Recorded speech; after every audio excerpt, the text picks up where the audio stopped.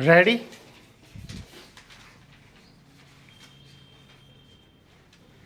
Start. जहाँ तक मेरा अपना संबंध है, मैं स्पष्ट भाषा में कहना चाहता हूँ कि न तो इस प्रकार के भगवान की हमको ज़रूरत है और न इस प्रकार के भगवान की देन की।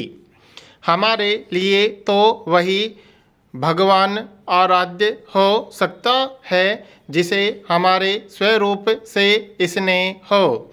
इस प्रकार का भगवान हमें कभी पसंद नहीं है जो इस देश की एकता के लिए एक विदेशी भाषा को देन के रूप में हमें दे।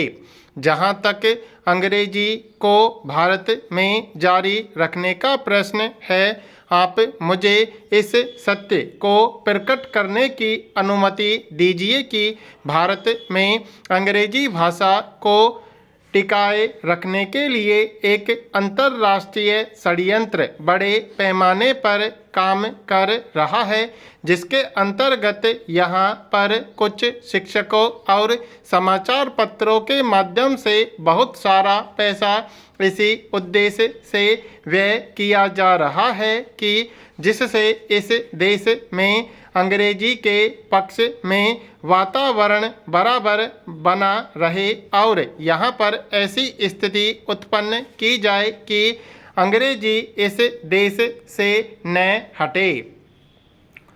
हमारे मित्र ने कहा कि दुनिया में जो भारत का रूप गया वह अंग्रेजी के माध्यम से गया, लेकिन वह शायद भूल गए कि हमारे देश में ऋषि और महर्षि भारत के जिस रूप को लेकर गए थे वह रूप कपिल और कणाद ने दिया था। वह अंग्रेजी के द्वारा गुलामी में मिला हुआ रूप नहीं था। यदि संसार में हमारा रूप अंग्रेजी के माध्यम से गया है तो कैसे केवल 19 वर्ष पहले निर्मित राष्ट्र इजराइल ने अपनी भाषा हिब्रू के माध्यम से संसार के देशों में अपनी स्थिति मजबूत बनाई है। प्रश्न यह है कि उसका रूप किस माध्यम से संसार में गया है। जर्मनी और फ्रांस का गलत तथ्य देकर एक विदेशी भाषा का पक्ष लेना समझ में नहीं आता है।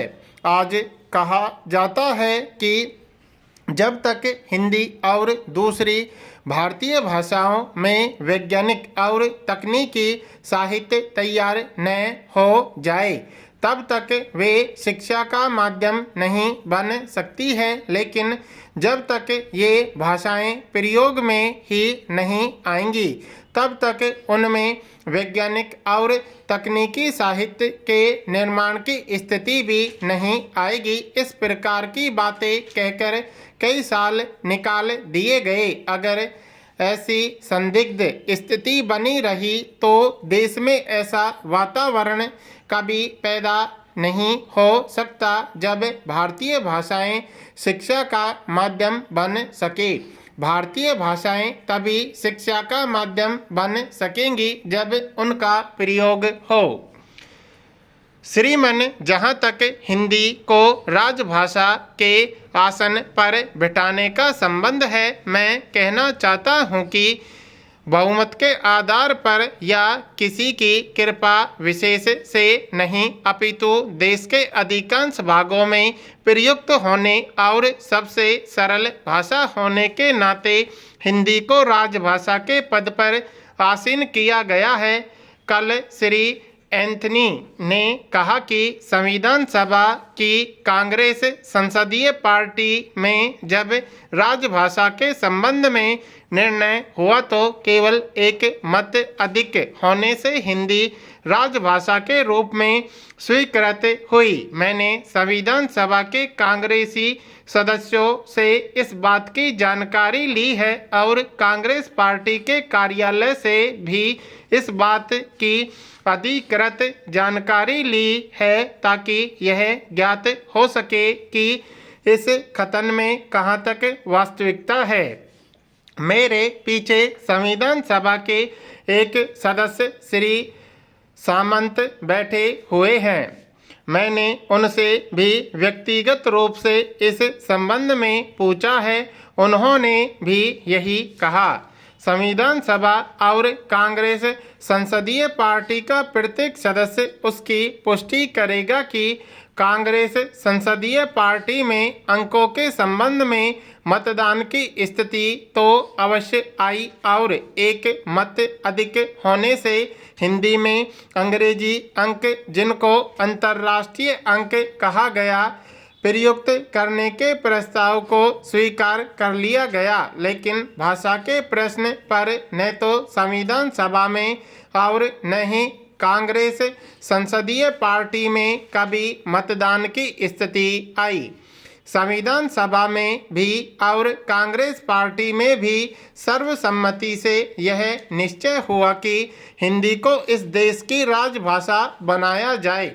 इस स्थिति में मैं यह कहना चाहूँगा कि इस प्रकार की असत्य बात कह कर इस सदन को गुमराह करना और जो लोग संविधान सभा की कार्यवाहियों और उस समय के हालात से परिचित नहीं हैं, उनके सामने अपनी बात की पुष्टि में एक गलत आधार रखना किसी भी प्रकार से उचित नहीं कहा जा सकता। पिछले दिनों मद्रास में कुछ अंग्रेजी परिषदों का जो एक सम्मेलन हुआ, उसमें एक महानुभाव ने, जिनका नाम लेकर अपनी जिरे को मैं अपवित्र नहीं करना चाहता हूँ, कहा कि अंग्रेजी भारतीय एकता के लिए भगवान की ओर से दी हुई एक देन है। मैं नहीं समझता कि वह किस तरह का भगवान है जिसने हमारे देश की एकता को बनाए रखने के लिए एक विदेशी भाषा अंग्रेजी दी है। क्या वह भगवान हमारे देश के लोगों के लिए आराध्य हो सकता है? श्रीमान जिस पूज्य बापू ने हमारी राष्ट्रीयता की कल्पना की, जिसने स्वाधीनता दिलाई, जिसके रास्ते पर चलकर हमें यह गौरव प्राप्त हुआ कि देश स्वाधीन हुआ, जिसकी बातों को हम मानने के लिए सदैव जगत में ढिंढोरा पीटते रहे हैं, और आज जिसकी समाधि इस दिल्ली नगरी में हो, उसकी आत्मा यदि कहीं वह होगी तो हमारे भाषा संबंधी विवादों को सुनकर क्या कहती होगी, यह सोचकर मुझे गहरा क्षोभ होता है। हमने संविधान में उन सब बातों को समझकर ही हिंदी को अपनी राष्ट्र भाषा स्वीकार कर लिया था, परंतु आज भी इन सदनों और सारे देश में कुछ ऐसे व्यक्ति हैं जो इस बात का विवाद उठाते हैं कि कोई और भाषा हिंदी का स्थान ले सकती है। मैं उनसे नम्रता पूर्वक कहना चाहता हूं कि हमारे सारे देश में जहां कहीं धार्मिक विवाद होता है, वहां हम अपने अपने धर्म ग्रंथों की ओर देखते हैं। मुसलमान लोग कुरान की ओर देखते हैं, ईसाई लोग बाइबिल की ओर देखते हैं और हिंदू लोग वेदों और धर्म शास्त्रों में उसका हल देख सकते हैं। हम राष्ट्रीयता के पुजारी, जिन्होंने बापू के कदमों के नीचे राष्ट्रीयता की दीक्षा ली है, यदि हम उनकी ओर आज नहीं देख सकते हैं, यदि आज हम उनके भाषणों को, लेखों को, जो हरिजन में, नवजीवन में और अनेक जगहों में यदि हम ढूंढे तो एक पोथा बन जाएगा, उनकी ओर नहीं देखते हैं तो फिर हम अपने विवादों का हल कैसे निकाल सकते हैं? राष्ट्रभाषा का प्रचार समिति के वे अध्यक्ष थे।